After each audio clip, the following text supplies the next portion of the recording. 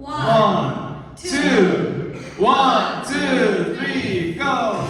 뭘 사랑하는 친구들아 다 같이 노래해. 세상 아무런 문제 없는 그런 사람들처럼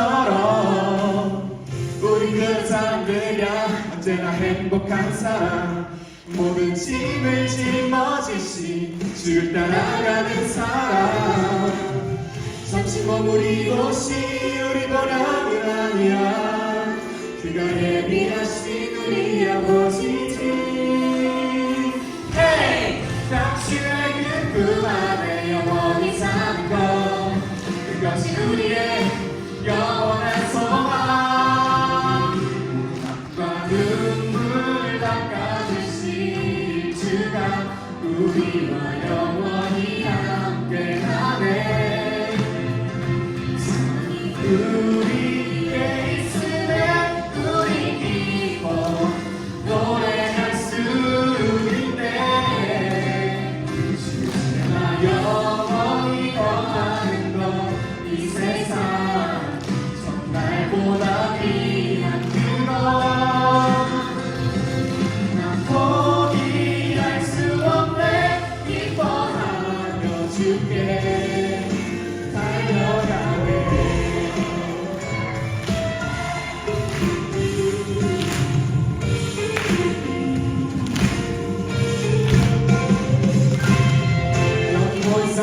친구들 다 같이 노래해. 세상 아무런 문제 없는 그런 사람들처럼 우린 그런 사람들이야. 언제나 행복한 사람, 모든 짐을 짊어지시 주를 따라가는 사람. 잠시 머무리도 시 우리 보람은 아니야.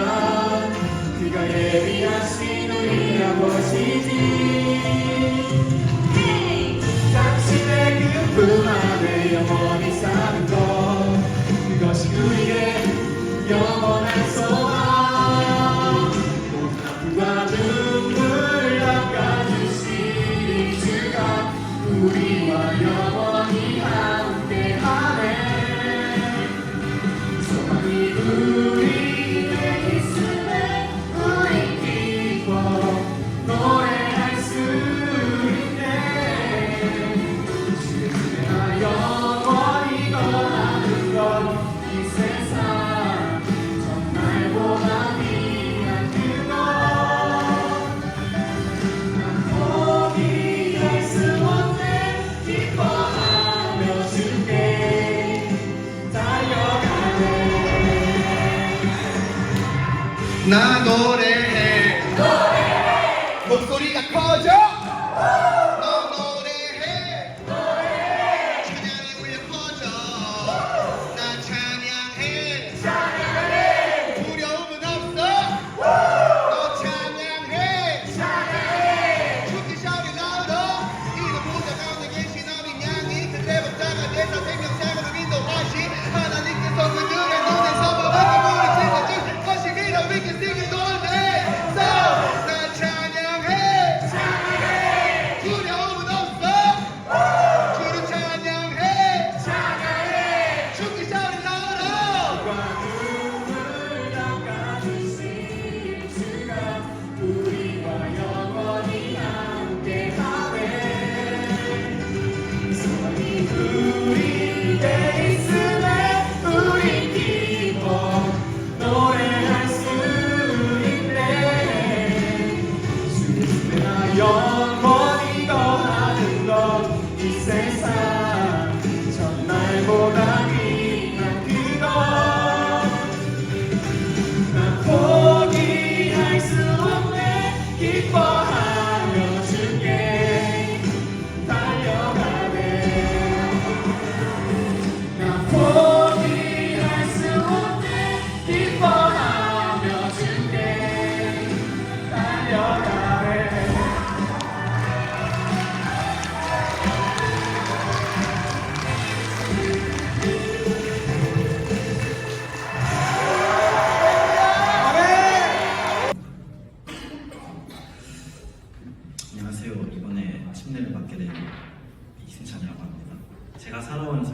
그 과정 속에서 예수님이 일하시는 것을 짧게 나누고자 합니다.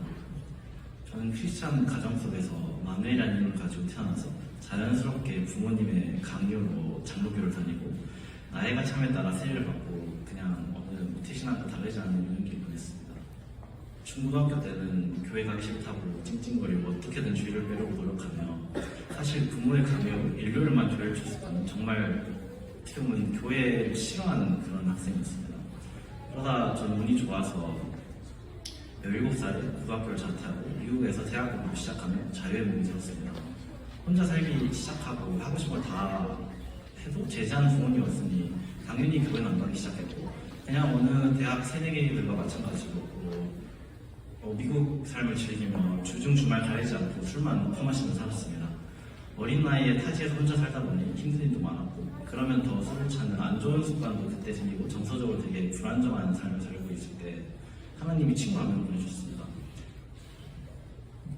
대학교 2학년 때 만난 말레이시아에서 온 MK 친구였는데 그 친구가 항상 숙취에 쩔어있는 제 집에 일요일마다 와서 정신도 못 차린 저를 침대에서 끌어내려서 교회에 데려갔습니다. 그때는 아직 신앙도 없고 그냥 쟤는 미셔너리 키드라서 저런가 참 집요하네 했는데 교회를 가면 그래도 밥을 줘서 그렇게 그냥 일요일에 밥 얻어먹으려고 썬데이 크리스찬으로 살았습니다. 그러다 코로나가 터지고 한국에 돌아오게 되었습니다. 그때 교회에 대한 부정적인 감정이 미국에서 많이 줄어든 상태여서 다시 한국에서 예전에 다녔던 교회 청년부를 출석하게 되었습니다.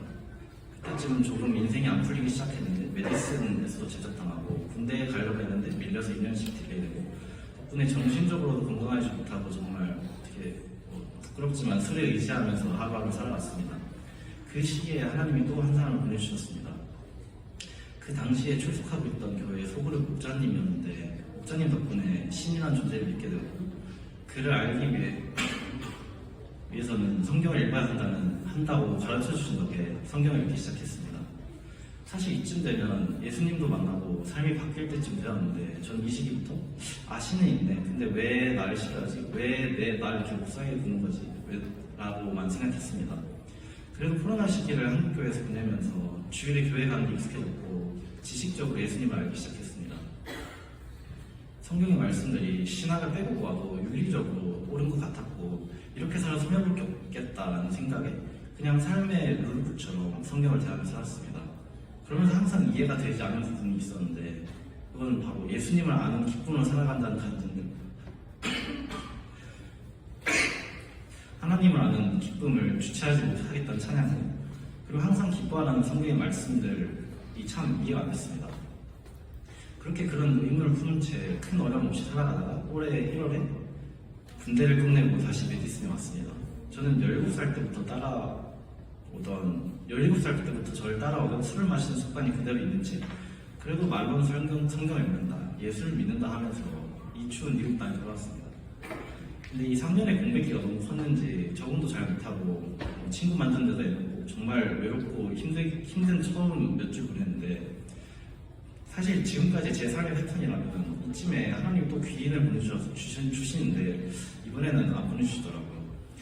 그래서 한국에서 썬데이 크리스찬이었던 제가 제 발로 교회를 찾아가기 시작했습니다. 처음엔 너무 외로워서 의지할 사람이 필요해서 하나님을 의지하는 걸 모르겠고 일단 교회에 좋은 경험들이 생각나서 교회를 갔습니다. 그리고 정말 예수님을 찾기 시작했습니다.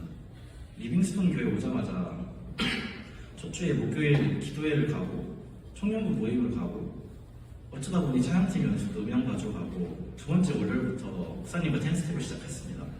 그리고 정말 교회에 파묻혀 살다 보니 큰 드라마틱한 예수님과의 만남이 없이 저도 모르게 어느새 기도를 하고 있고 어느새 예수님을 믿고 있었습니다. 그렇게 미국 생활에도 적응하고 그래도 신앙이 자라고 있는 게 느껴지던 저번 5월에 목사님이 침례를 받지 않겠냐라고 물어보셨습니다. 그래서 그때 사실 예수님을 믿고 있고 구원도 믿고 천국도 가겠지라는 생각을 하고 있었는데 사실 침례 간증이라 할 만한 예수님을 정말 만나는 그런 큰 이벤트 그런 경험도 없었고 물론 처음에 이번에 복학할 때보다는 술 덜 마시면 여전히 힘든 일이 있으면 술을 찾고 세상적인 제 모습을 보고 아직 변한 게 없어서 아직 너무 부끄럽기만 하고 내가 삶의 변화가 없는 거 보니 아직 있지 않나 준비가 되지 않았나라는 생각도 들면서 아직 확신이 없어서 거절했었습니다. 그렇게 다시 시간이 지나고 여전히 일주일에 4번씩 교회로 오면서 교회 생활 열심히 하고 힘들면 술을 마시고 예수님을 아는 기쁨, 하나님을 아는 기쁨이 뭘까라는 막연한 궁금증을 가지고 사는데 정말 제 인생을 바꿔버릴 말씀을 만나게 됩니다.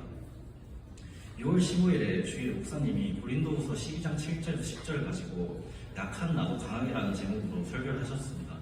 그날 고린도후서 12장 내용이 바울이 몸에 가시를 빼달라고 주님께 3번 간구하였는데 하나님이 내 은혜가 내게 족하다 하고 이를 거절하였고 12장 10절을 보면 그러므로 내가 그리스도를 위하여 악한 것들과 능력과 궁핍과 박해와 공고를 기뻐하노니 이는 내가 악한 그때에 강함이라 라고 합니다.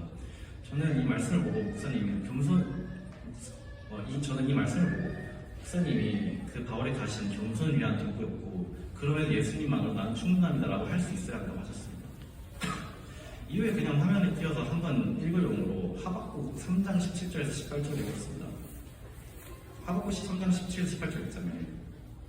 비록 무화과 나무가 무성하지 못하며 포도나무에 열매가 없으며 감람나무에 소축이 없으며 밭에 먹을 것이 없으며 우리가 양이 없으며 외양간에 소가 없을지라도 나는 여호와로 말미암아 즐거워하며 나의 구원의 하나님으로 말미암아 기뻐하리로다.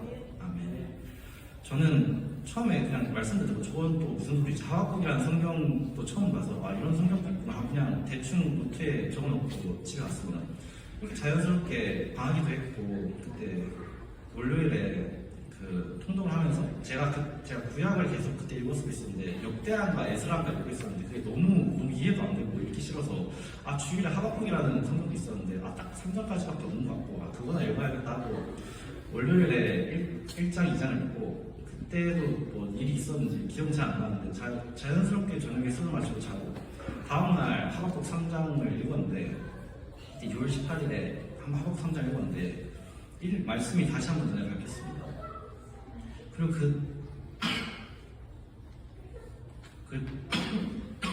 그때 문득 무엇에 홀린 듯이 이 말씀을 보면 그냥 중간의 상태일 때 부족함이 없는 상태가 아니라 중간보다 못한 상태일 때 기뻐하고 즐거워하는 걸 보니 나는 그 상태가 되면 항상 술을 찾고 술에 의지했었는데 그렇게 해서 다시 상태를 끌어올리게 되니 내가 하나님 아는 기쁨을 모르는 이유는 어쩌면 그냥 이 부족한 상태, 이 마이너스 된 상태를 온전히 받아들이지 못한 게 아닐까 라는 의문과 함께 성경을 덮고 집에 있는 위스키 2병과 꼬냑 한 병을 그대로 정말 무엇에 홀린 듯이 드레인에 갖다 버렸습니다.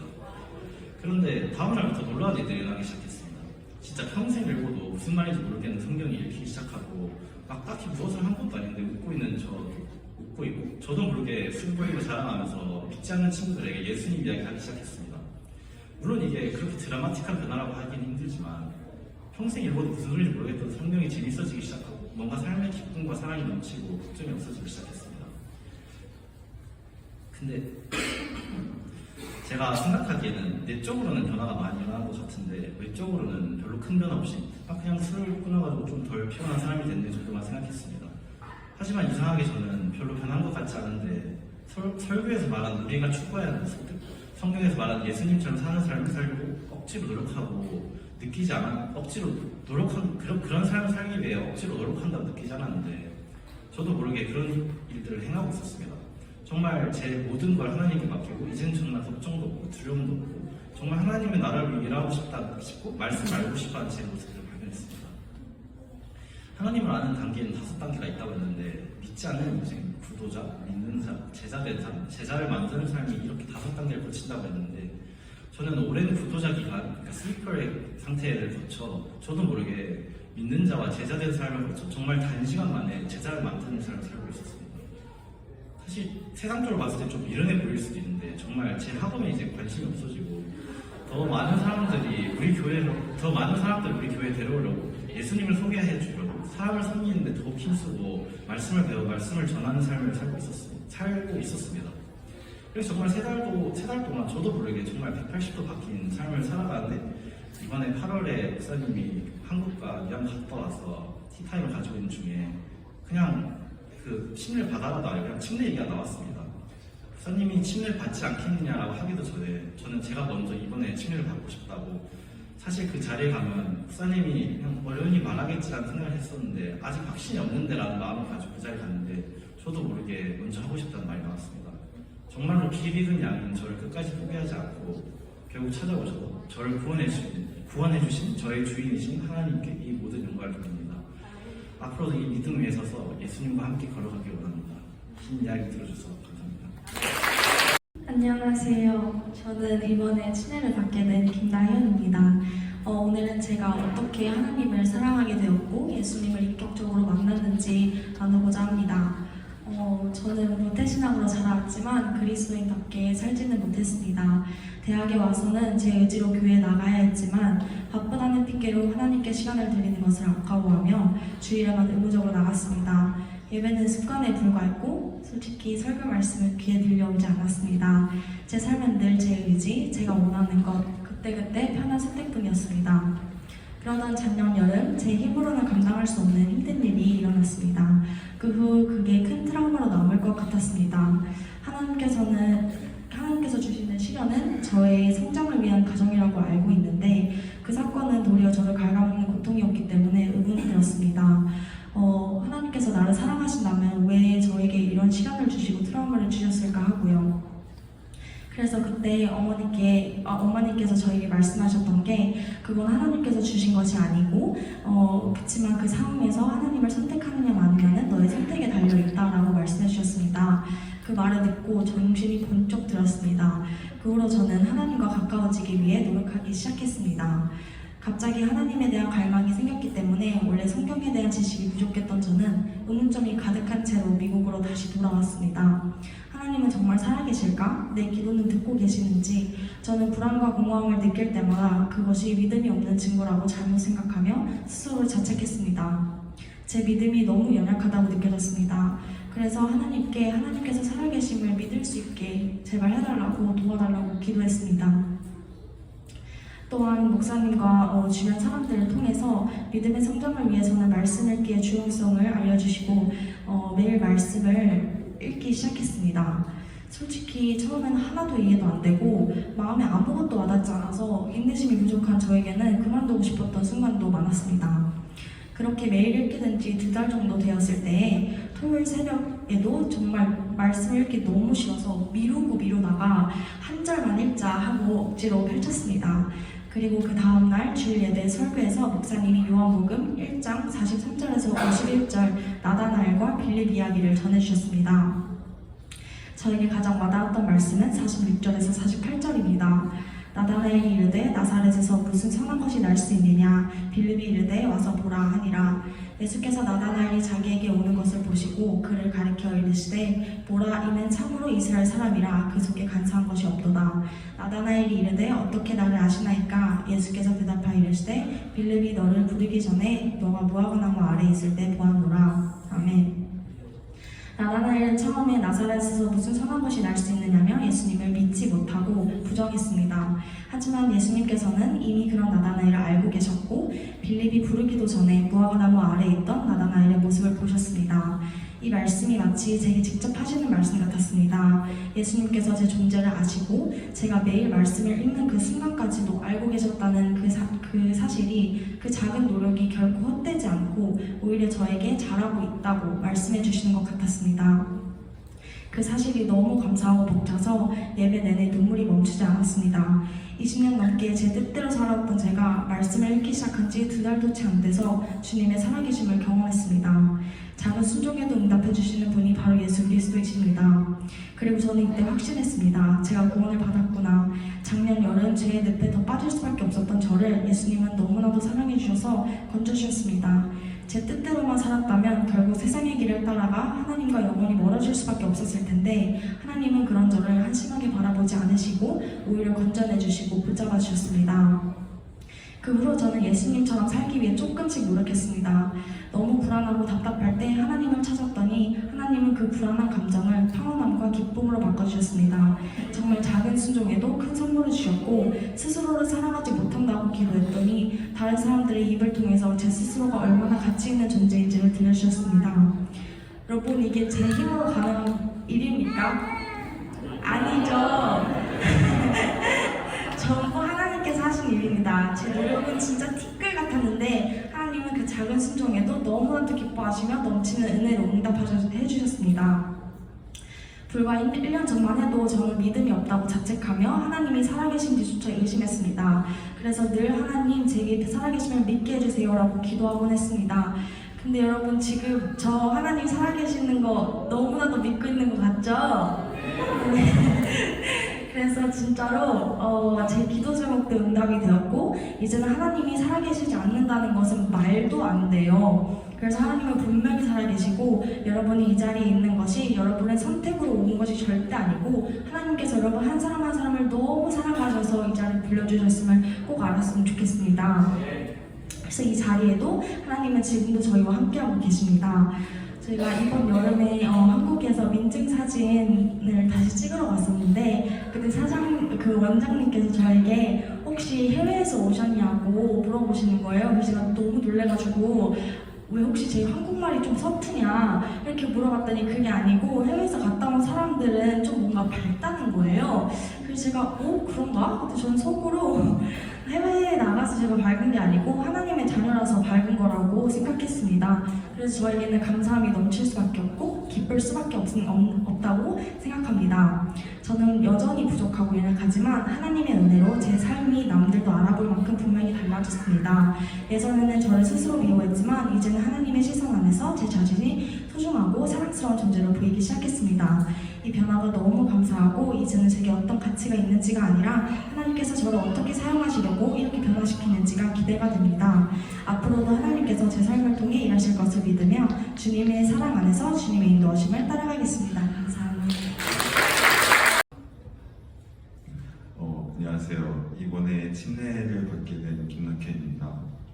사실 이번 침례를 받기까지 스스로 정말 많은 고민을 했습니다. 내가 침례를 받아도 될 자격이 있나 싶었고 제가 사실 중학교 때 이미 입교를 한번 받은 경험이 있었었는데 그때는 남들을 따라가면서 목사님의 권유로 했었어가지고 그래서 이번 침례는 제가 그때 이후로 좀 신앙심도 스스로 많이 생겼다고 생각을 했고 그렇기 때문에 조금은 더 제가 스스로 완벽하게 하나님을 믿고 있을 때 받고 싶다는 욕심이 있었어서 그래서 좀 지금 제 스스로의 상황이 그렇다고 느껴지지가 않아서 그래서 좀 많이 미루고 있었는데 목사님께서 계속 기도하라고 이제 권유를 해줘서 기도를 하다가 교육날에 이제 갑자기 지금 받지 않으면 평생 후회하겠다는 마음을 주셔서 이제 급히 교육을 받고 이 자리에 서게 되었습니다.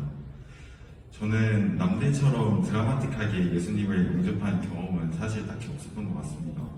그래서 지금도 맨날 밤마다 기도하는 제목 중에 하나가 예수님을 더 깊이 그리고 영접하게 해달라고 이제 맨날 기도를 하는데 예수님을 그렇지만 이제 좀 이성적으로 믿게 된 계기는 제가 이제 어렸을 때부터 과학적으로 너무 관심이 많았어가지고 사실 이제 과학적으로 접근을 하면은 이제 하나님을 믿는 게 조금 의심이 되는 게 너무 많았었는데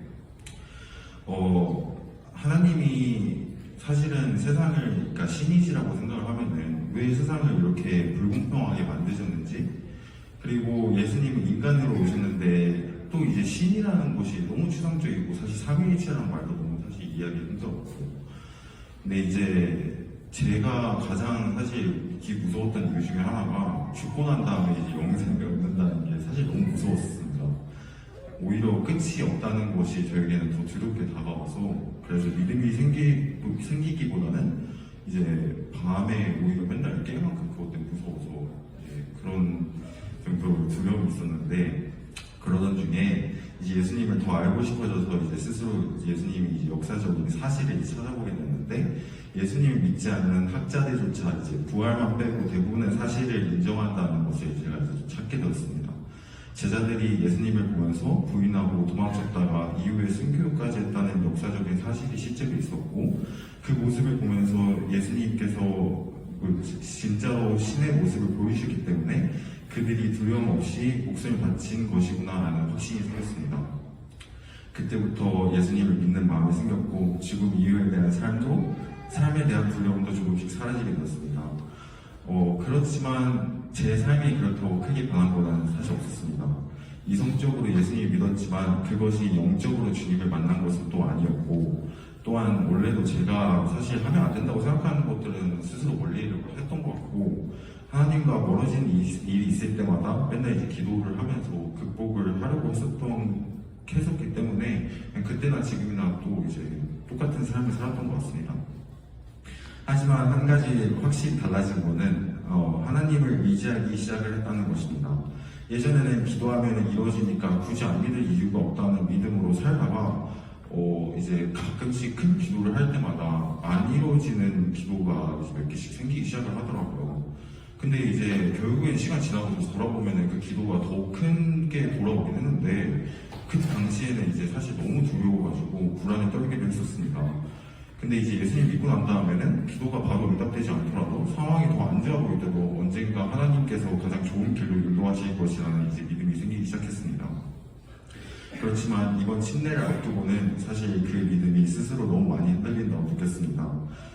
기도가 해결되긴 했지만 정말 해결이 된 것 같다는 느낌이 들지 않을 정도로 찝찝하게 마무리된 것도 너무 많았고 어떤 기도를 해도 제대로 된다는 느낌도 없고 그러면서 기도 내용도 짧아지고 제 신앙심도 지난 학기에 제가 가장 기뻤을 때와 비교하면은 확실히 줄어들었다는 것이 너무 느껴질 정도였습니다. 그래서 완벽하지 않은 상태에서 침례를 받으면 복을 온전히 누리지 못하는 거 아닐까 하는 두려움도 있었습니다. 그런 순간에 하나님께서 저에게 주신 딱 하나의 마음은 완벽한 것이 오히려 당연히 하나님 말고는 아무것도 세상에 존재하지 않고 침례를 단순히 복을 받는 자리가 아니라 오히려 제가 낮아지고 힘들었을 때 주님께서 저를 더욱 가까이 만날 수 있는 그런 기회가 될 것 같다는 마음을 주셨습니다. 그리고 또한 이제 제가 침례를 결정하는 그 일주일 시간 동안 이제 제 쌍둥이 김태현이랑 너무 많이 싸워가지고 제가 이거는 진짜 안 된다. 제가 저 스스로도 정말 이렇게까지 못되게 얘기를 할 수 있을까 싶을 정도로 너무 말도 나쁘게 하고 그래서 사실 그것 때문에 더욱 좀 이제 스스로 고민이 많이 됐었는데 갑자기 이제 그 생각이 들더라고요. 내가 정말 이번에 큰 뭔가 이게 계기구나. 하나님께서 주시고 싶은 마음이기 때문에 뭐 사탄이 나를 이렇게 방해하는구나 해서 그냥 너무 오기가 생겨가지고 그냥 받아버려야겠다. 그래서 그런 마음도 이제 또 생겨가지고 이제 또 받게 되는 이제 결정을 하게 되었습니다. 어쨌든 누구든지 이 그리스도 안에 있으면 새로운 피조물이라 이전 것은 지나갔으니 보라 새 것이 되었도다. 고린도후서 5장 17절 말씀입니다. 사실 이제 목사님께서 저에게 말씀 하나를 이제 골라오라고 하셨는데 사실 저는 이제 드라마틱하게 믿은 게 없는 것처럼 제 스스로한테 이렇게 믿는 말씀도 딱히 없었어가지고 GPT한테 가장 저한테 이제 맞는 말씀 무엇이냐 사실 물어봤는데 그 여러 가지 말씀 중에서 이 말씀이 가장 저에게는 다가오더라고요. 뭔가 주님께서는 어떤 뜻으로 저에게 이제 침례를 주시는지 저도 이제 사실 지금 잘 모르겠는데 이 침례를 받고도 제 일상이 크게 변하지 않을 수도 있습니다. 그렇지만 저는 이제 이 말씀처럼 예수님을 믿고 나아가도록 하겠습니다. 완벽하신 주님께서 계획하신 일은 태초부터 지금까지 한 번도 실수가 없으심을 제가 믿고 있습니다. 오늘 이 사건을 통해서 주님의 계획 안에서 살아가는 제가 되기를 기도하겠습니다. 감사합니다.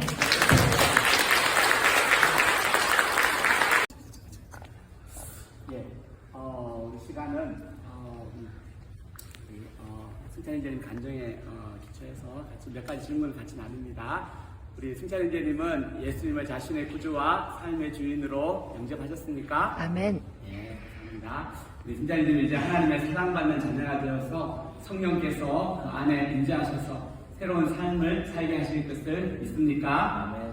예, 우리 승찬이제님은 예수를 영접했기 때문에 혹시 오늘 죽는다고 하더라도 하나님과 함께 천국에 있을 것을 확신하십니까? 아멘.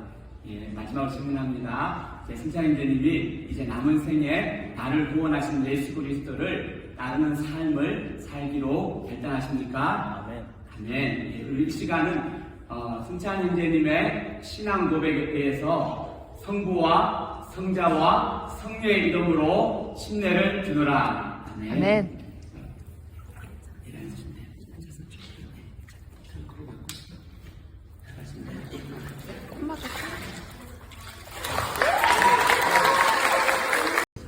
예, 우리 제가 질문합니다. 우리 다현 자매님은 예수님을 자신의 구주와 삶의 주인으로 영접하셨습니까? 아멘. 아멘. 네, 이제 다현 자매는 이제 하나님의 사랑받는 자녀가 되었으며 성령께서 다현 자매님 안에 임재하셔서 새로운 삶을 살게 하실 것을 믿습니까? 아멘. 예, 다현 자매님은 예수님을 영접했기 때문에 오늘 혹시 죽더라도 하나님과 함께 천국에 있을 것을 확신하십니까? 아멘. 네, 마지막으로 질문합니다. 다현 자매님은 이제 남은 생애를 나를 구원하신 예수 그리스도를 따르는 삶을 살기로 결단하십니까? 아멘. 아멘. 감사합니다. 우리 이 시간은 다현 자매님의 신앙 고백에 의해서 성부와 성자와 성령의 이름으로 침례를 주노라. 아멘. 기도하셔서 불을 닦으시고 하시면 돼요.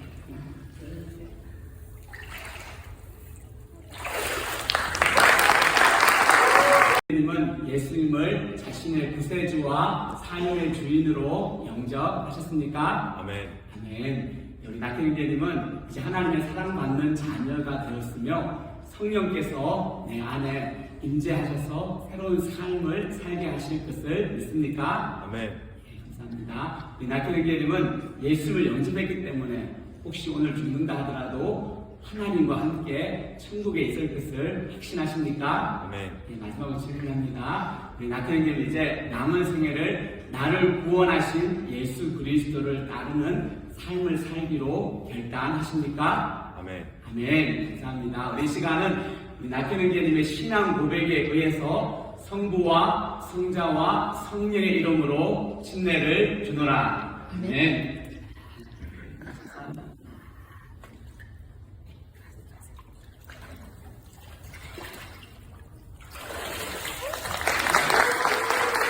There's only one call away. He's always prepared to stay. Hold my hand and wipe all my tears.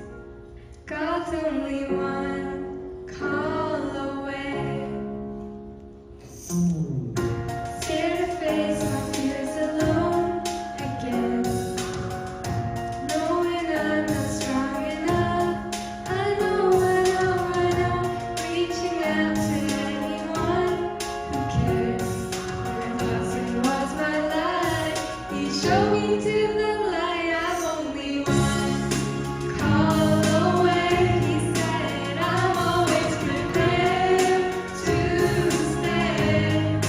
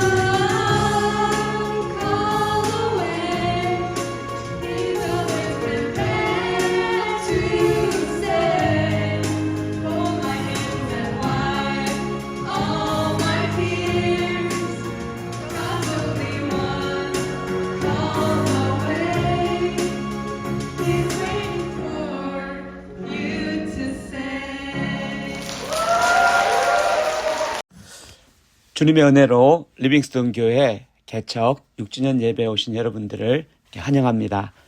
돌아보면 100% 하나님의 은혜로 여기까지 온 것을 고백합니다.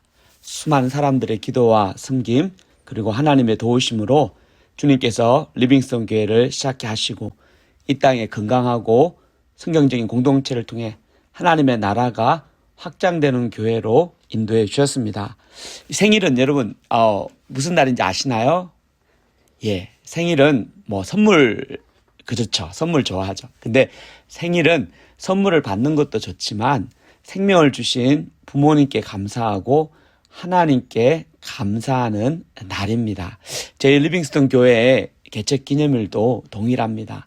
하나님께 감사하고 수고해 주신 이들에게 감사의 마음을 전하는 겁니다. 오늘 본문 말씀을 통해서 하나님이 도우시는 역사, 에베네셀의 하나님이 여기까지 도우시는 역사를 고백하기 원합니다. 에베네셀은 오늘 본문에서 선지자 사무엘이 블레셋과의 전투에서 승리한 후 기념의 돌을 세우게 됩니다. 그 돌의 이름을 에벤에셀, 도움을 주는 돌이라고 지었습니다. 오늘 본문 말씀 사무엘상 7장 1절부터 13절까지입니다. 오늘 본문 말씀을 통해서 두 가지를 함께 배우기 원합니다. 첫째는 하나님이 도우셨던 은혜를 기억하고 감사하기입니다. 둘째는 이 하나님이 앞으로도 계속 도우시고 인도해 주실 것을 기대하며 감사하는 것입니다. 여기까지 도우시는 에베네셀의 하나님이 저와 여러분들과 함께 하기를 이 시간 축원합니다. 1파트는 도우시는 하나님께 감사 1절부터 12절입니다. 오늘 본문인 사무엘상 7장 1절부터 13절 배경은 혼돈의 시대였던 사사기의 끝자락에 있었던 사건입니다. 이스라엘과 블레셋과의 전쟁에서 이스라엘은 큰 패배를 당하게 됩니다. 엘리 제사장은 목이 부러졌고 하나님의 언약궤는 블레셋에 빼앗겨 버렸습니다. 이스라엘의 수많은 젊은이들과 가장은 죽임을 당하였습니다. 절망 그 자체의 사건이었습니다.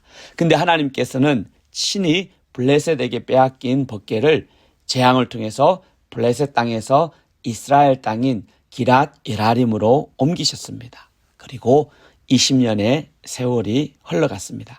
그 기간 동안에 어떤 변화가 이스라엘 가운데 있었나요? 2절을 한번 보십시오.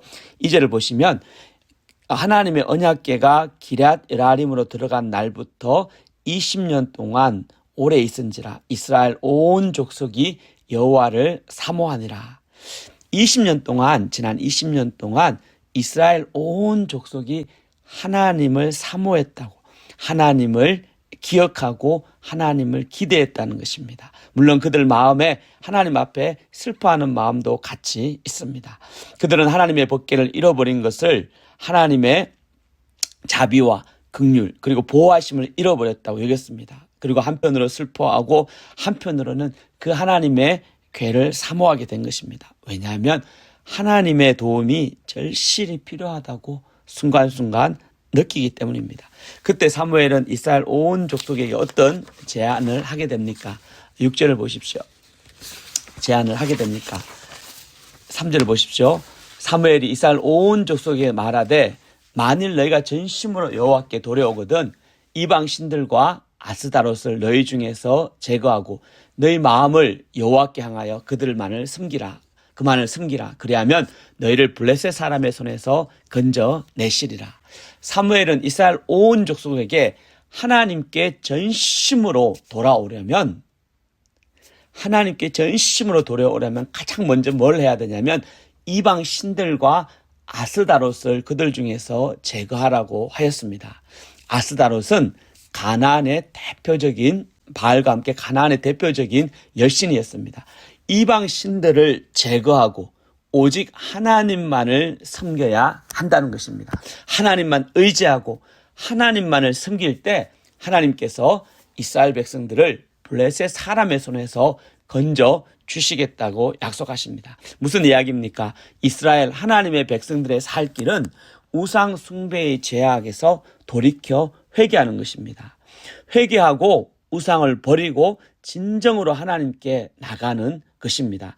회개만이 그 마음을 돌이키는 것만이 그들의 영혼을 살리고 그들의 삶을 새롭게 한다는 것입니다. 여러분, 회개가 무엇입니까?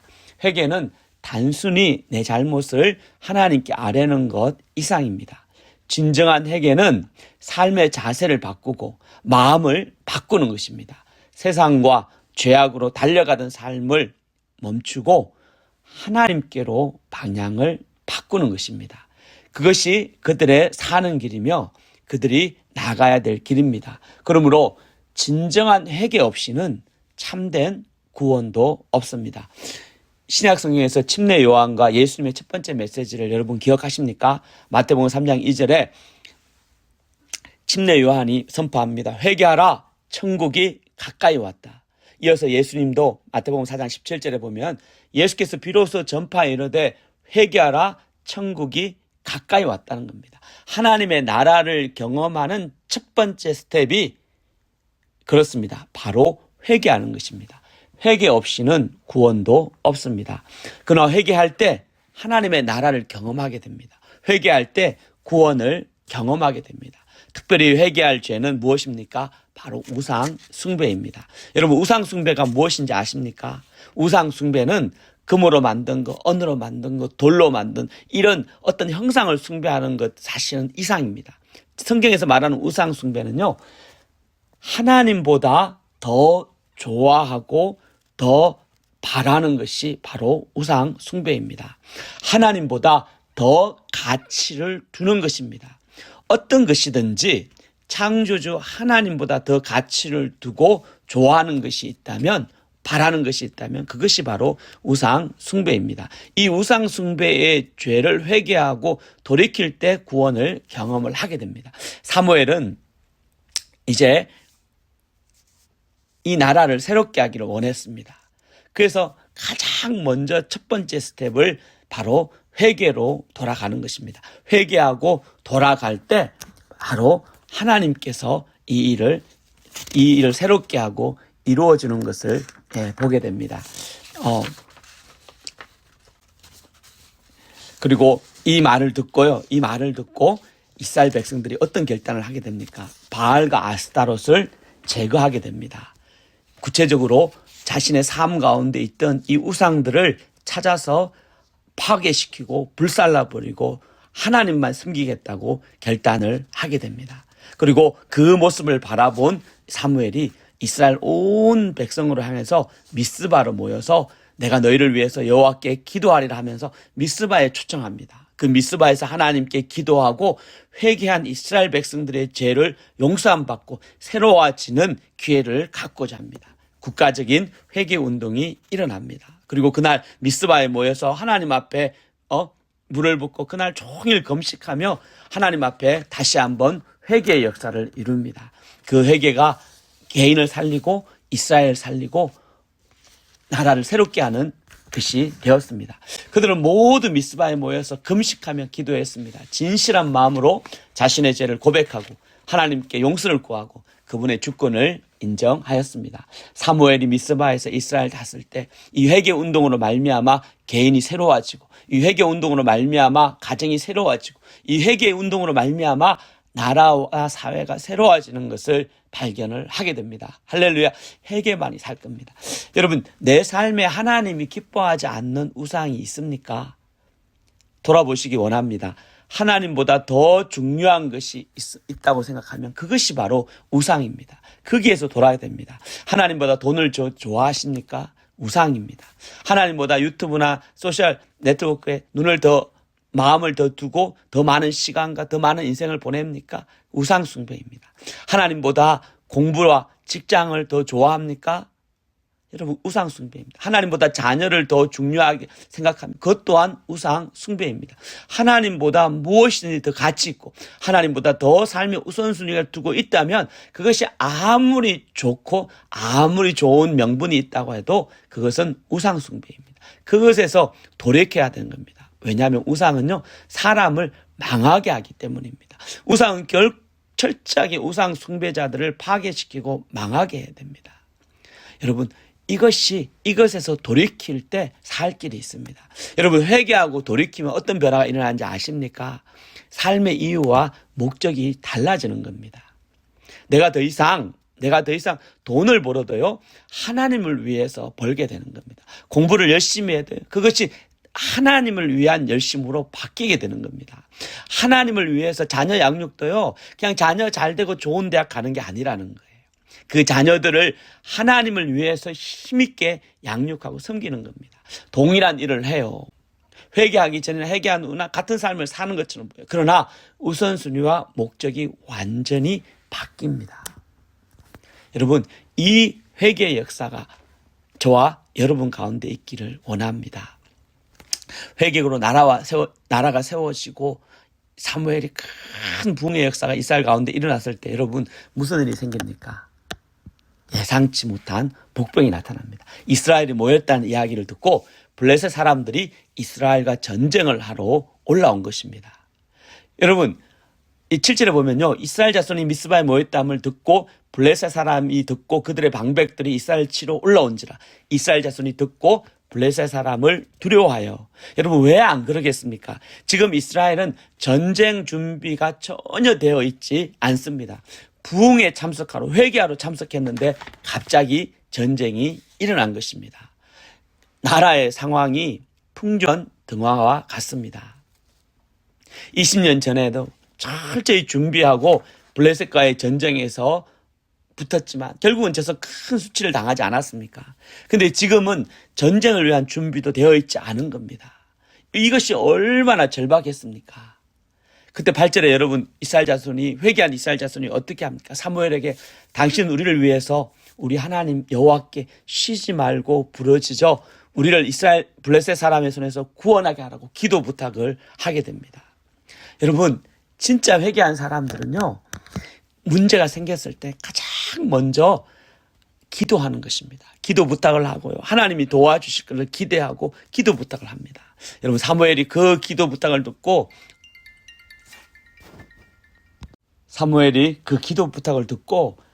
얼마나 간절하게 기도했는지 모릅니다. 전쟁의 풍전등화 앞에서 사무엘은 자신이 회개를 위해서 이스라엘을 초청했는데 이렇게 전쟁이 터졌으니까는 그 심정이 얼마나 간절했어요. 그래서 사무엘이 하나님께 예배를 드리고 온전한 번제를 하나님께 올려드리고 여호와께 부르짖어서 기도했다는 거예요.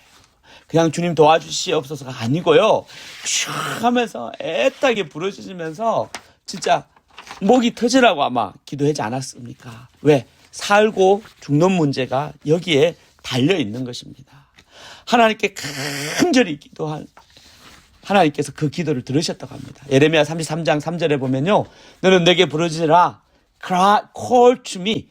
내가 내게 응답하겠고 내가 알지 못하는 크고 은밀한 일을 내게 보이리라. Cry to me, call to me. 나 부르짖으면 하나님이 I will answer you. 내가 기도 응답해 주시겠다는 거예요. 하나님은 부르짖어 간절히 기도하는 역사에 외면하지 않습니다. 그 기도의 소리를 응답해 주십니다. 하나님은 전혀 예상치 못한 방법으로 기도할 때 블레셋 사람들을 막아주신 겁니다. 이풍당당하게 쳐들어오는 그들에게 하나님은 초자연적인 방법으로 큰 누레를 발해서 그들을 어지럽게 하고요, 그 사이에 이스라엘 백성들과 전쟁에서 패하대로 가신 겁니다. 할렐루야.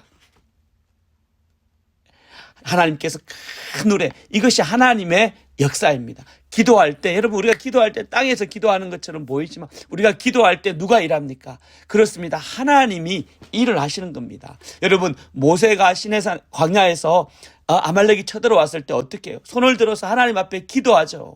하나님께서 기도할 때 산에서 기도하는데 밑에서 이기는 거예요. 모세가 힘을 들여 손을 내서 기도하면은 여호수아와 이스라엘 백성들이 쫙 승리하는 거예요. 근데 힘이 떨어져서 기도의 소리가 줄어드니까는 아말렉이 이기는 거예요.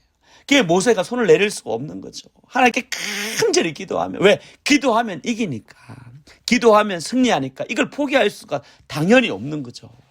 하나님은 신실하셔서 자신에게 부르짖어 기도하는 자들, 자기를 의지하는 자들을 외면하지 않고 응답해 주시고 이스라엘을 구원해 주시는 것을 고백합니다. 이 은혜가 저와 여러분들에게 있기를 주의 이름으로 축원합니다. 여러분, 이걸 기억하십시오. 인생의 승리의 길은 다른 데 있는 게 아닙니다. 하나님이 기도를 들어주시고 하나님께서 역사를 하셔야 되는 것을 깨닫습니다. 이스라엘 사람들이 미스바에 모여서 큰 승리로 블레셋을 이기게 됩니다. 살아난 것은 당연한 것이고 예상치 못한 큰 경험을 하면서 그들에게 하나님을 향한 고백과 믿음들이 생깁니다.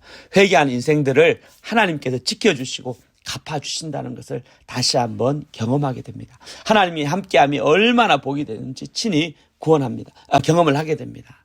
하나님의 이 놀라운 구원을 오늘 그들은 어떻게 합니까? 12절에 보십시오. 12절에 사무엘이 돌을 취하여 미스바와 센사에 세워 이르기를 여호와께서 여기까지 도우셨다.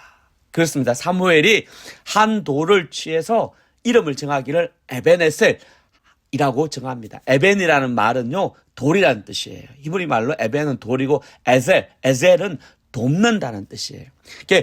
이걸 그냥 에벤에셀 하면은 도움을 주는 돌이라는 뜻인데 의미는요, 하나님께서 여기까지 우리를 도우셨다. 이 고백을 이 돌의 이름으로 붙인 겁니다. 여러분, 돌 자체가 도움을 주는 게 아니죠.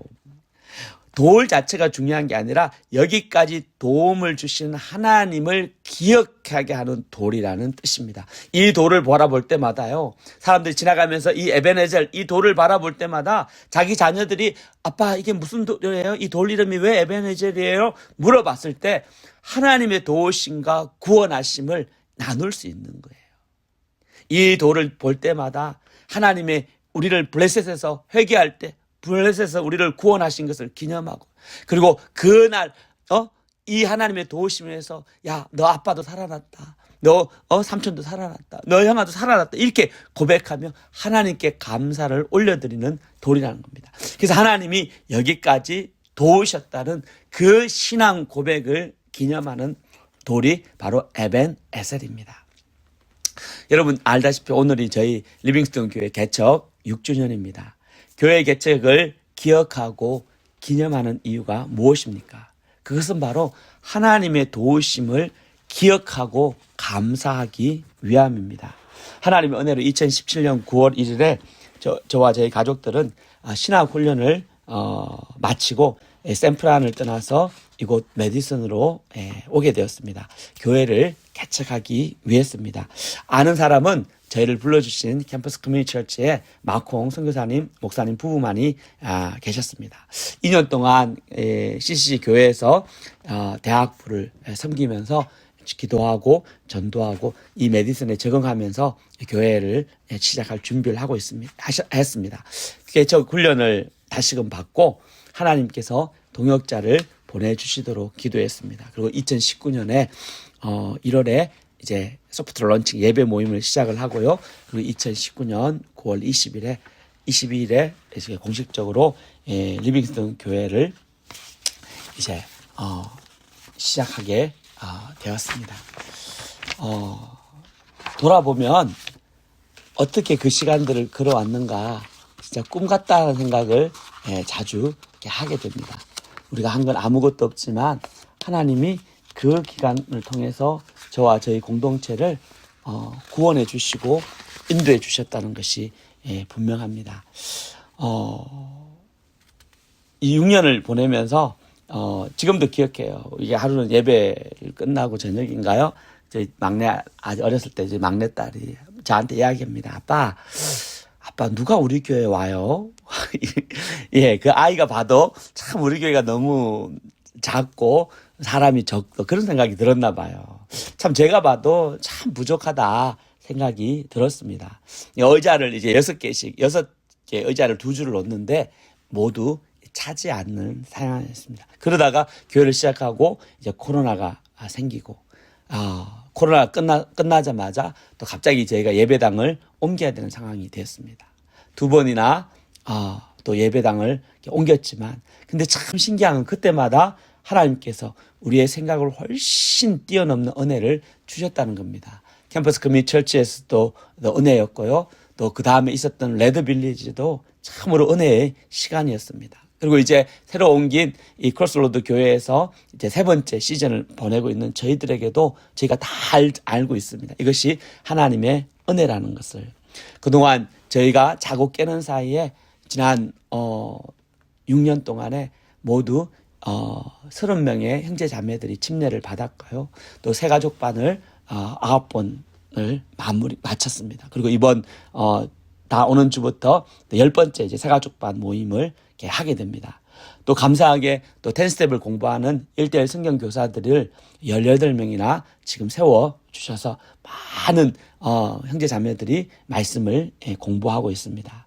처음엔 제가 기타를 치고 찬양했는데 찬양할 때마다 우리 태웅이가 막 웃고 그랬어요. 우리 정사님 아들이 목사님 음이 이렇게 안 맞는 목소리는 참 노래를 못 하는데 찬양은 못 하는데 막 왜 이렇게 세게 크게 하냐고 엄청 태웅이 좋아했던 기억이 지금도 납니다. 저는 사실은 이 말씀 준비지만 이 찬양 준비하는 게 그렇게 저한테 큰 챌린지가 되었던 것을 발견합니다. 그래서 기도 제목이 주님 이 찬양을 좀 찬양을 도와줄 사람을 보내어 주시옵소서, 이게 제 기도 제목이기도 하였습니다. 근데 지금은 어떻습니까? 하나님이 너무 귀한 찬양팀을 보내주셨습니다. 또 주일학교도 한국학교도 또 느리지만 천천히 성장하는 은혜를 주셨습니다. 금요 모임도 5명, 6명 이 작은 학생들로 시작했던 금요 모임이 지금은 30명, 40명으로 성장했던 것을 보게 됩니다. 지난 6년 동안 죽지 않고 살아 있게 하시고 포기하지 않고 복음을 전하며 교회를 세워가도록 도와주셨습니다. 시편 118편 17절에 시편 기자 고백합니다. 내가 죽지 않고 살아서 여호와께서 하시는 일을 선포하리라. 내가 죽지 않고 매년 교회를 섬기면서 한 해 한 해 죽지 않고 살아있는 것을 감사했습니다. 근데 하나님은 살아있게 하실 뿐 아니라 하나님께서 하시는 일들을 선포하게 하셨습니다. 부족하지만 또 미얀마와 또 가나 선교를 위해 기도하고 섬기는 은혜를 주셨습니다. 또 우리 함께 신앙생활을 했던 찬욱 형제가 한국에서 신학 훈련을 또 받고 있습니다. 돌아보면 100% 하나님의 은혜고 지금까지 인도하신 하나님의 은혜인 것을 다시 한번 고백합니다. 왜 하나님께서 저희 공동체를 축복해 주시고 여기까지 인도하셨을까? 그것은 저희 공동체를 통해서 은혜 받을 영혼이 있기 때문이라고 생각이 됩니다. 예수를 모르는 친구들은 예수를 만나고요. 예수를 아는 지체들은 예수님의 제자로 헌신된 삶을 살도록 돕습니다. 부족하지만 매주 수요일마다 마드와이즈 성경 공부하고요. 또 목요일마다 브러들후드 형제 모임을 하고 금요일 청년 대학부 모임을 통해서 말씀을 배우고 기도하고 삶을 나누는 공동체로 만들어 가신 것을 보게 됩니다.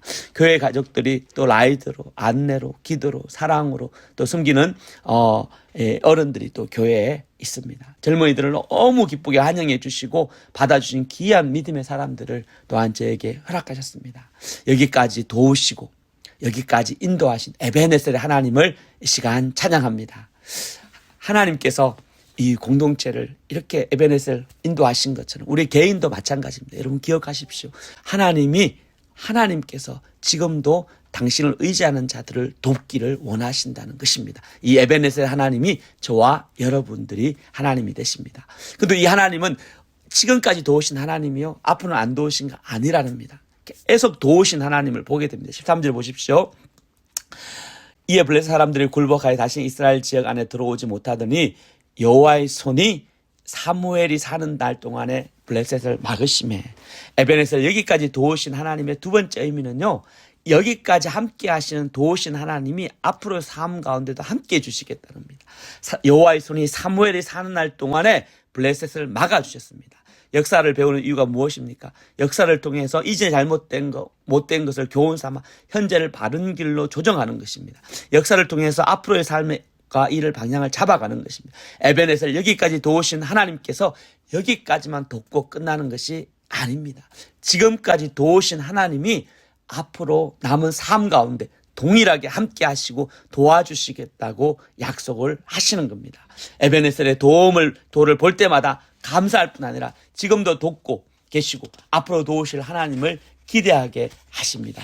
주님의 인생은 주님의 은혜로 죽지 않고 리빙스턴 교회가 6년의 길을 걸어온 것을 보면은 지금까지 함께 하신 하나님은 저희들이 상상한 것 이상으로 축복해 주시고 인도해 주신 하나님을 경험을 하게 됩니다. 이제 이 하나님이 오늘 돕고 오늘뿐 아니라 내일도 우리가 하나님을 의지하는 그 순간까지, 여러분 사무엘이 사는 날 동안까지 무슨입니까? 사무엘이 사는 날이란 믿음의 사람, 하나님의 사람이 하나님을 의지하고 믿음으로 사는 날까지 도와주시겠다는 약속입니다.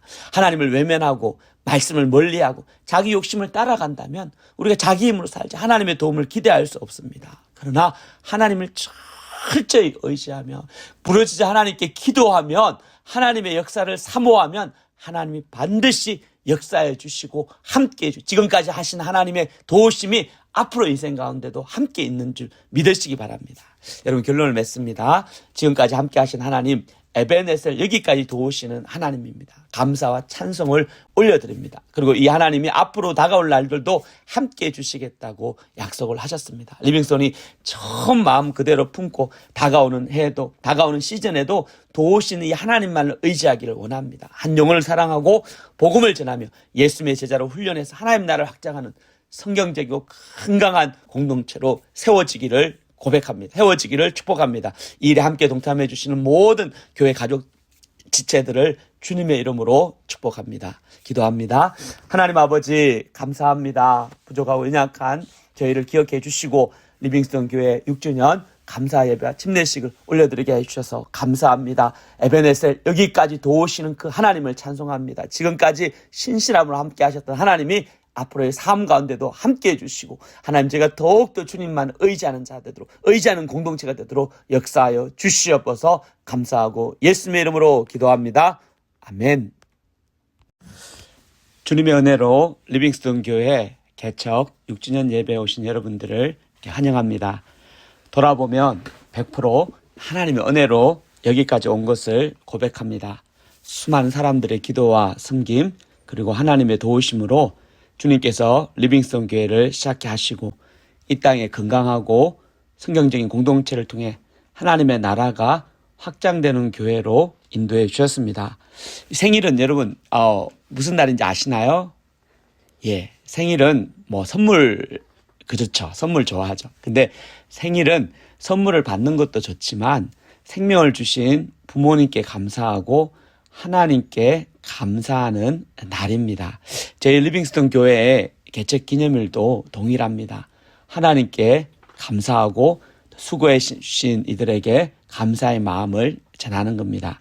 오늘 본문 말씀을 통해서 하나님이 도우시는 역사, 에베네셀의 하나님이 여기까지 도우시는 역사를 고백하기 원합니다.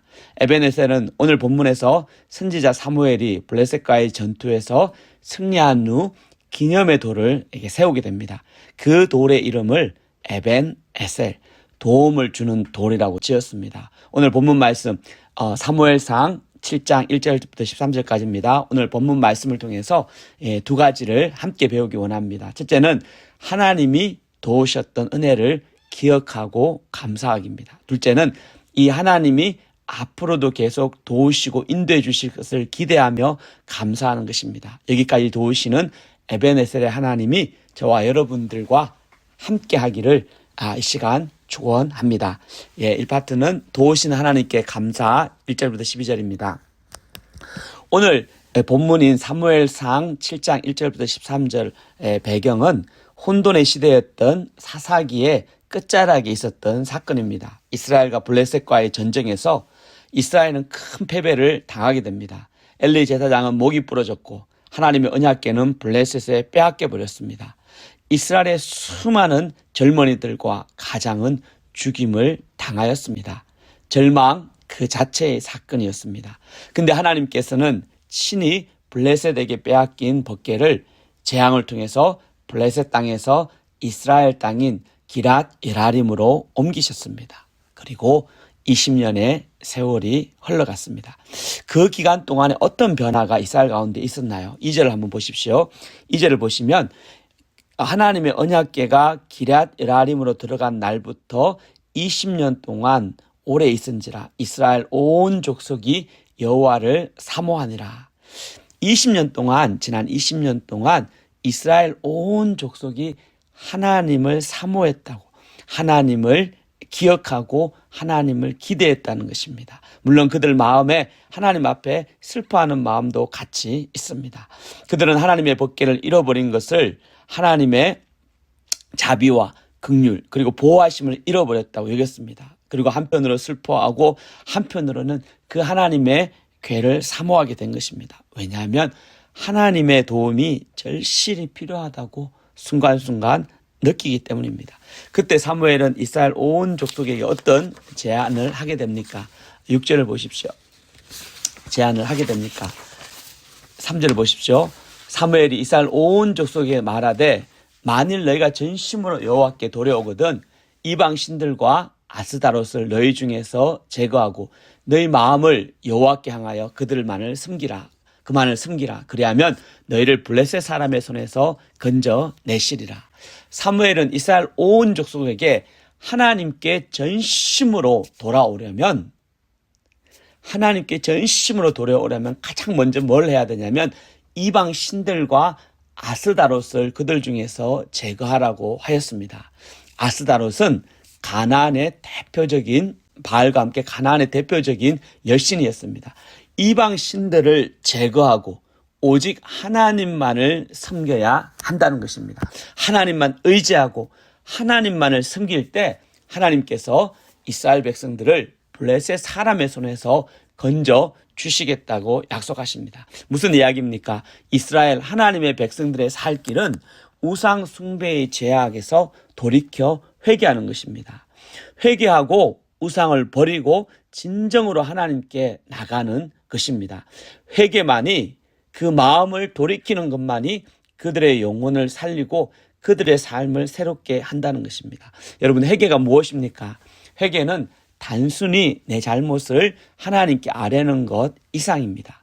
진정한 회개는 삶의 자세를 바꾸고 마음을 바꾸는 것입니다. 세상과 죄악으로 달려가던 삶을 멈추고 하나님께로 방향을 바꾸는 것입니다.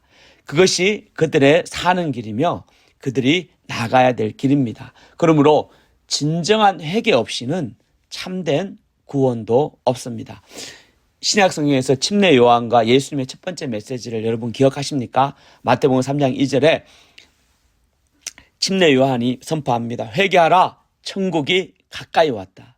이어서 예수님도 마태복음 4장 17절에 보면 예수께서 비로소 전파에 이르되 회개하라, 천국이 가까이 왔다는 겁니다. 하나님의 나라를 경험하는 첫 번째 스텝이 그렇습니다. 바로 회개하는 것입니다. 회개 없이는 구원도 없습니다. 그러나 회개할 때 하나님의 나라를 경험하게 됩니다. 회개할 때 구원을 경험하게 됩니다. 특별히 회개할 죄는 무엇입니까? 바로 우상 숭배입니다. 여러분, 우상 숭배가 무엇인지 아십니까? 우상 숭배는 금으로 만든 것, 언으로 만든 것, 돌로 만든 이런 어떤 형상을 숭배하는 것 사실은 이상입니다. 성경에서 말하는 우상 숭배는요, 하나님보다 더 좋아하고 더 바라는 것이 바로 우상 숭배입니다. 하나님보다 더 가치를 두는 것입니다. 어떤 것이든지 창조주 하나님보다 더 가치를 두고 좋아하는 것이 있다면, 바라는 것이 있다면 그것이 바로 우상 숭배입니다. 이 우상 숭배의 죄를 회개하고 돌이킬 때 구원을 경험을 하게 됩니다. 사무엘은 이제 이 나라를 새롭게 하기를 원했습니다. 그래서 가장 먼저 첫 번째 스텝을 바로 회개로 돌아가는 것입니다. 회개하고 돌아갈 때 바로 하나님께서 이 일을 새롭게 하고 이루어지는 것을 보게 됩니다. 그리고 이 말을 듣고 이스라엘 백성들이 어떤 결단을 하게 됩니까? 바알과 아스타롯을 제거하게 됩니다. 구체적으로 자신의 삶 가운데 있던 이 우상들을 찾아서 파괴시키고 불살라버리고 하나님만 섬기겠다고 결단을 하게 됩니다. 그리고 그 모습을 바라본 사무엘이 이스라엘 온 백성으로 향해서 미스바로 모여서 내가 너희를 위해서 여호와께 기도하리라 하면서 미스바에 초청합니다. 그 미스바에서 하나님께 기도하고 회개한 이스라엘 백성들의 죄를 용서함 받고 새로워지는 기회를 갖고자 합니다. 국가적인 회개 운동이 일어납니다. 그리고 그날 미스바에 모여서 하나님 앞에 물을 붓고 그날 종일 금식하며 하나님 앞에 다시 한번 회개의 역사를 이룹니다. 그 회개가 개인을 살리고 이스라엘 살리고 나라를 새롭게 하는 것이 되었습니다. 그들은 모두 미스바에 모여서 금식하며 기도했습니다. 진실한 마음으로 자신의 죄를 고백하고 하나님께 용서를 구하고 그분의 주권을 인정하였습니다. 사무엘이 미스바에서 이스라엘 다스릴 때 이 회개 운동으로 말미암아 개인이 새로워지고, 이 회개 운동으로 말미암아 가정이 새로워지고, 이 회개 운동으로 말미암아 나라와 사회가 새로워지는 것을 발견을 하게 됩니다. 할렐루야. 회개만이 살 겁니다. 여러분, 내 삶에 하나님이 기뻐하지 않는 우상이 있습니까? 돌아보시기 원합니다. 하나님보다 더 중요한 것이 있다고 생각하면 그것이 바로 우상입니다. 거기에서 돌아야 됩니다. 하나님보다 돈을 좋아하십니까? 우상입니다.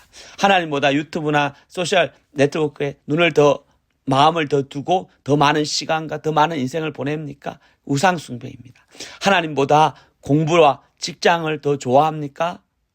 여러분, 우상 숭배입니다. 하나님보다 자녀를 더 중요하게 생각하면 그것 또한 우상 숭배입니다. 하나님보다 무엇이든지 더 가치 있고 하나님보다 더 삶의 우선순위를 두고 있다면 그것이 아무리 좋고 아무리 좋은 명분이 있다고 해도 그것은 우상 숭배입니다. 그것에서 돌이켜야 되는 겁니다. 왜냐하면 우상은요, 사람을 망하게 하기 때문입니다. 우상은 철저하게 우상 숭배자들을 파괴시키고 망하게 해야 됩니다. 여러분, 이것에서 돌이킬 때 살 길이 있습니다. 여러분, 회개하고 돌이키면 어떤 변화가 일어나는지 아십니까? 삶의 이유와 목적이 달라지는 겁니다. 내가 더 이상 돈을 벌어도요, 하나님을 위해서 벌게 되는 겁니다. 공부를 열심히 해야 돼요. 그것이 하나님을 위한 열심으로 바뀌게 되는 겁니다. 하나님을 위해서 자녀 양육도요, 그냥 자녀 잘 되고 좋은 대학 가는 게 아니라는 거예요. 그 자녀들을 하나님을 위해서 힘있게 양육하고 섬기는 겁니다. 동일한 일을 해요. 회개하기 전에는 회개한 후나 같은 삶을 사는 것처럼 보여요. 그러나 우선순위와 목적이 완전히 바뀝니다. 여러분, 이 회개의 역사가 저와 여러분 가운데 있기를 원합니다. 회개로 나라가 세워지고 사무엘이 큰 붕의 역사가 이스라엘 가운데 일어났을 때 여러분, 무슨 일이 생깁니까?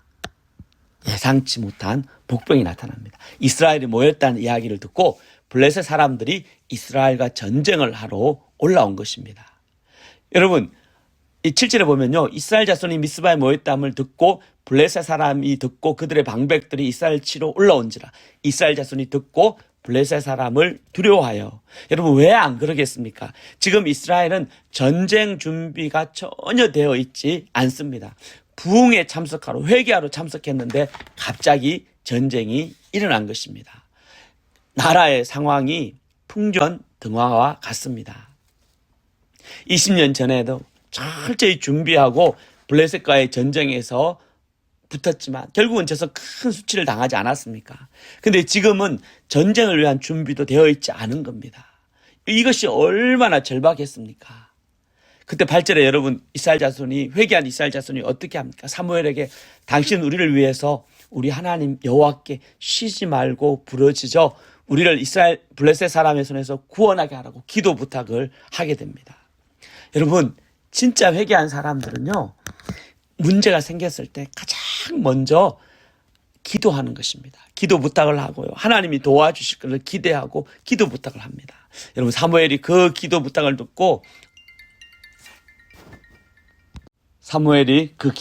듣고 얼마나 간절하게 기도했는지 모릅니다. 전쟁의 풍전등화 앞에서 사무엘은 자신이 회개를 위해서 이스라엘을 초청했는데 이렇게 전쟁이 터졌으니까는 그 심정이 얼마나 간절했어요. 그래서 사무엘이 하나님께 예배를 드리고 온전한 번제를 하나님께 올려드리고 여호와께 부르짖어서 기도했다는 거예요. 그냥 주님 도와주시옵소서가 아니고요, 쭉 하면서 애타게 부르짖으면서 진짜 목이 터지라고 아마 기도하지 않았습니까? 왜? 살고 죽는 문제가 여기에 달려 있는 것입니다. 하나님께 간절히 기도한 하나님께서 그 기도를 들으셨다고 합니다. 예레미야 33장 3절에 보면요, 너는 내게 부르짖으라, call to me. 내가 내게 응답하겠고 내가 알지 못하는 크고 은밀한 일을 내게 보이리라.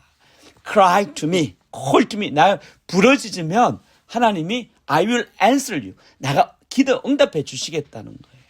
하나님은 부르짖어 간절히 기도하는 역사에 외면하지 않습니다. 그 기도의 소리를 응답해 주십니다. 하나님은 전혀 예상치 못한 방법으로 기도할 때 블레셋 사람들을 막아주신 겁니다.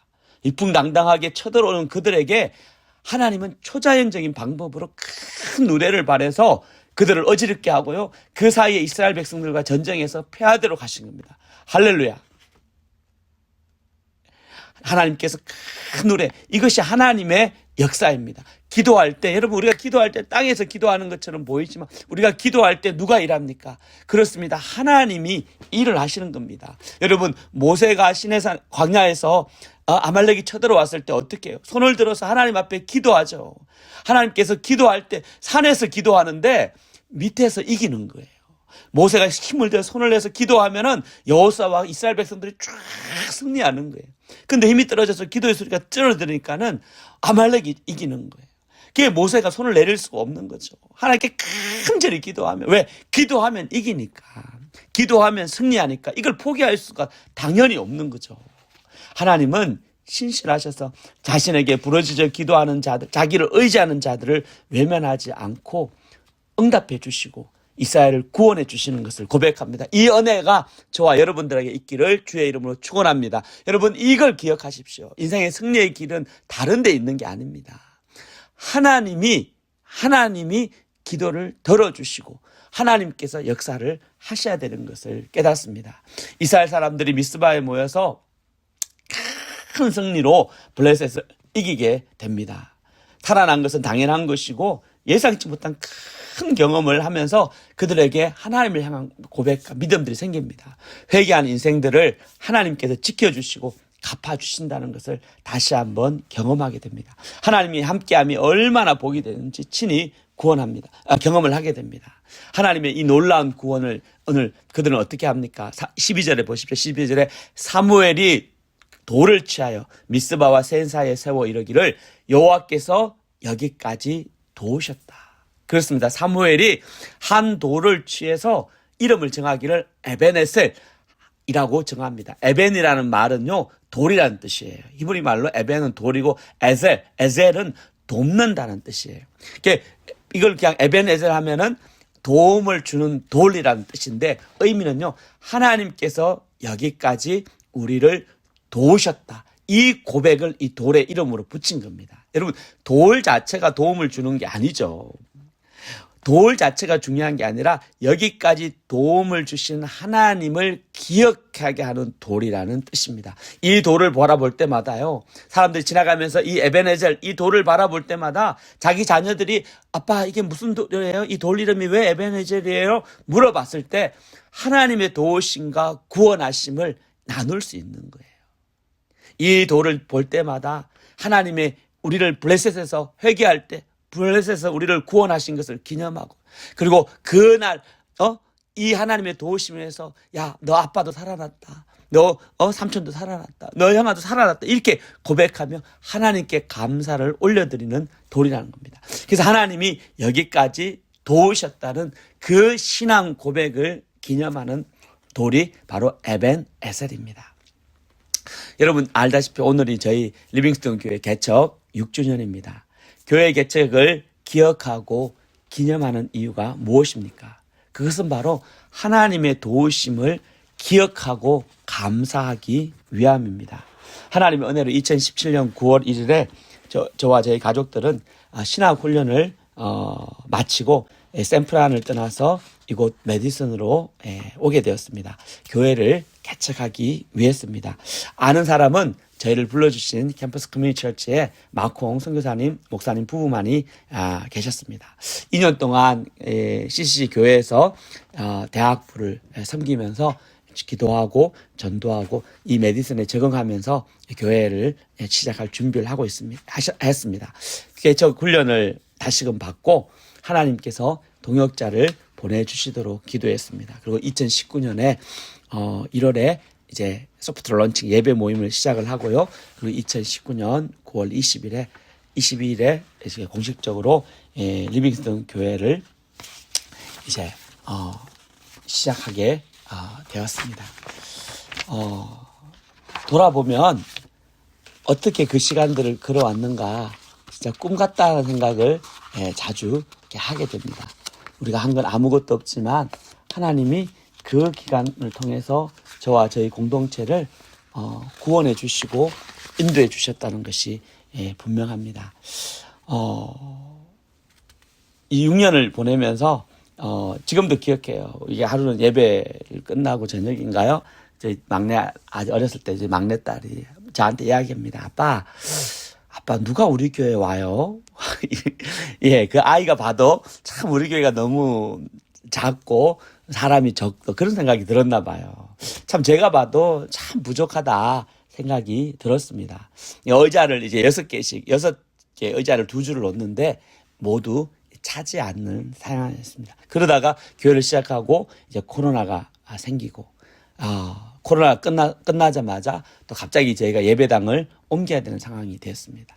2번이나 또 예배당을 옮겼지만 근데 참 신기한 건 그때마다 하나님께서 우리의 생각을 훨씬 뛰어넘는 은혜를 주셨다는 겁니다. 캠퍼스 커뮤니티 처치에서도 은혜였고요. 또 그 다음에 있었던 레드빌리지도 참으로 은혜의 시간이었습니다. 그리고 이제 새로 옮긴 이 크로스로드 교회에서 이제 3번째 시즌을 보내고 있는 저희들에게도 저희가 다 알고 있습니다. 이것이 하나님의 은혜라는 것을. 그동안 저희가 자고 깨는 사이에 지난 6년 동안에 모두 30명의 형제 자매들이 침례를 받았고요.